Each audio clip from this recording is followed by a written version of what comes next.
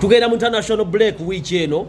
twagenza okigenda mu manistenge eduzinze obubonero buyitirivu nnyo bannaffe abaaseno nabo baluzinze omusajja Mikel atatata kisuubira Chelsea tanso gaininga no wanda ina abasambi bangi wadde wakyaliwo obuzibu bw'abasambi okuba nti bakoowa nnyo olw'emipiira okubeera emingi naye ndowooza nga nyumyako ne mukwano gwange awo nti singa abamu basamba tugeze mu Premier League abasambi nga ttiimu ezina abasambi abangi abamu ne basamba champion abamu ne basamba F abamu ne basamba Premier nojja kusanga nga Jude Bellingham gyo yagambye nti ekyabakubya luli goal empitirivu ennyo baali basamba AC Milan ate era baali bakubye emipiira ng'ebiri egy'omudiringano mu liigi basamba Copa del Rey bagenda mu international break basamba La Liga basamba Champions League nolaba nga abasambi bakooye so nenze empagira Milan gye twagudde draw twatusamba kagiriyali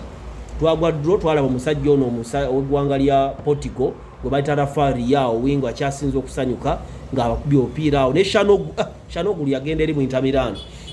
naye nga osobola okubetinga ne banafa aba Bwin Bet ye betting company kyasinze ezegawanyira betting company ndazigitidde kubanga zaali zafera dda abantu ku nsi eno kati yo teriko musolo no tax based odds in Uganda all sports cash out deposit and withdraw in all networks to get variety of slot games easy to register and log in fast withdrawal and deposit Bwin Bet ojja kukisanga ku social media accounts zonna Facebook Twitter YouTube balina www.bwinbetuganda abo ja kubetinga atofuna ensimbi zo atoganyulwe betting ono ino kumwegendereza kubanga bwacho ali mwana muto wa 18 atogeza ate nawo omukulu ino